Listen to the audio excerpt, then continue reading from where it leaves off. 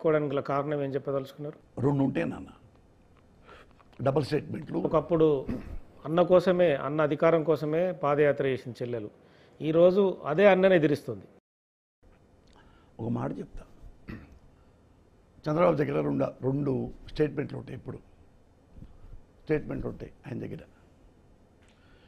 ఇప్పుడు జగన్మోహన్ రెడ్డి గారు ముఖ్యమంత్రి అయ్యారు, వాళ్ళ అమ్మని కూడా ఎమ్మెల్యేని చేశారు. ఈ అమ్మాయి ఉంది, ఈ అమ్మాయిని కూడా ఎమ్మెల్యేగా చేసి లేకపోతే ఎమ్మెల్సీగా చేసి ఒక మంత్రి ఇచ్చాడు అనుకోండి. చంద్రబాబు నాయుడు తెలుసా, చూసారా వారసత్వం, రెడ్డి రాజ్యం, విజయలక్ష్మి రెడ్డి, షర్మిలా రెడ్డి, మన భారతీ రెడ్డి, జగన్మోహన్ రెడ్డి, అభినవ్ రెడ్డి, ఆదిల రెడ్డి, అన్ని రెడ్డి రెడ్డి రెడ్డి రెడ్డి. ఏంటి ఈ సమాజంలో వేరే కులాలు లేవా? చెప్పండి తమ్ముళ్ళు, ఇంత వారసత్వమా, ఇంత అవినీత అంటాడు.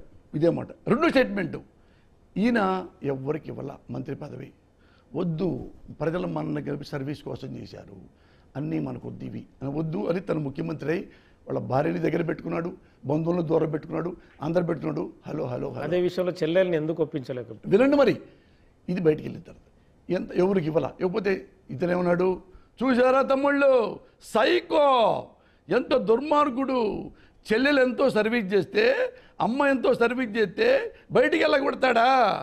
ఈడొక్కడేనా మొత్తం ప్రపంచం, ఇతను ఒక్కడే ముఖ్యమంత్రి, పక్కాళ్ళు ఎవరు రాకూడదా? చూడండి చెల్లెల్ని బయటికి వెళ్ళగొట్టాడు. ఈ రెండు అన్నాడు. దేనికి నువ్వు ఓటేస్తావు చెప్పు? ఆమె నిజాయితీ పుర్రాలైన రాజకీయవేత్త అయితే, కనీసం చదువుకున్న పరిజ్ఞానం ఉంటే, అరే మా అన్నయ్యని ఎన్నెన్నో తిప్పలు పెట్టారు, అయినా ప్రజలు నమ్మి ఆయన పాదయాత్ర చేసిన తర్వాత ఆయన మాటలు వాగ్దానం నమ్మి ముఖ్యమంత్రి అయ్యాడు, అన్న చల్లగా ఉండాలి అని. అన్న కోసం ఎవరెవరు ఎంతమంది ఉన్నారు వాళ్ళందరికీ పదవులు వస్తే బాగుంటుంది, అన్న మా ముఖ్యమంత్రిగా బాగా చేస్తాడు నమ్మకం ఉంది.